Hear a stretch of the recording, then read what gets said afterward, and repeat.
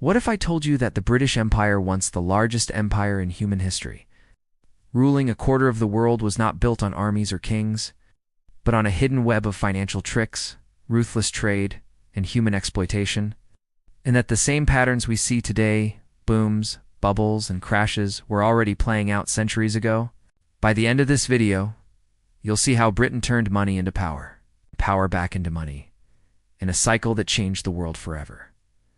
To understand Britain's rise, we need to go back to the late 16th century, when England was just emerging from the shadow of Spain and Portugal.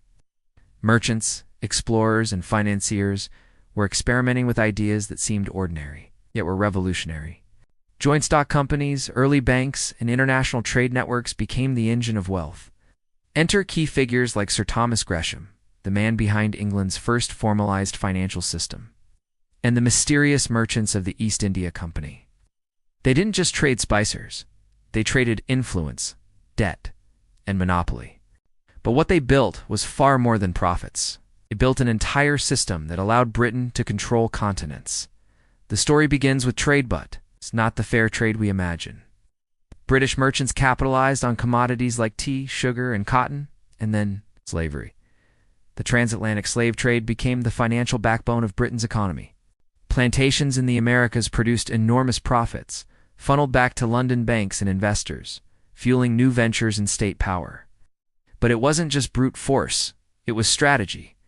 Britain's financial system allowed them to borrow vast sums for wars, knowing that returns from colonies would repay them. Every coin invested overseas multiplied the empire's reach. By the 18th century, Britain had transformed from a small island nation into a global superpower. The East India Company ruled territories larger than England itself, collecting taxes, administering law, and controlling trade. Britain's navy protected these interests, but the real weapon was financial: credit, speculation, and monopolies. London became the world's financial capital. Gold flowed in, debt flowed out, and merchants became kingmakers. Every empire rivals feared Britain's money system more than its soldiers, because while armies can be defeated, wealth can rebuild by and control, but even the most sophisticated systems have limits. Wars with France, the cost of administering faraway colonies, and over-leveraged speculation created cracks.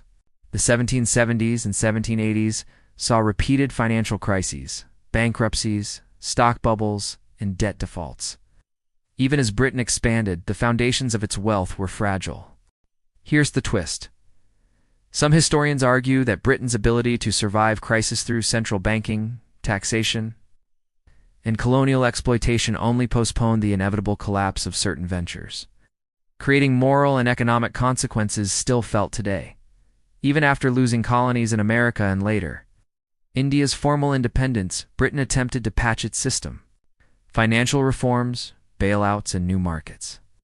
But each fix repeated old patterns: dependency on foreign wealth, extraction over production, and concentration of power. The empire may have lasted centuries, but the underlying economic lessons were never fully learned.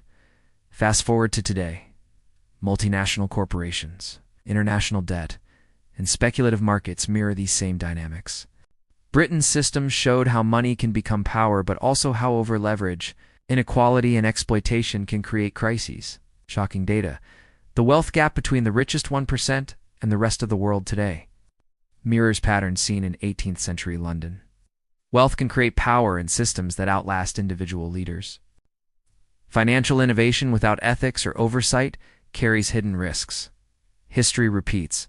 Global empires, markets, and economies are driven by the same cause and effect patterns.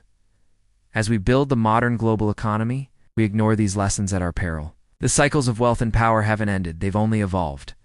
If you found this insight eye-opening, subscribe for more deep dives into the financial forces that shaped history and continue to shape our world today.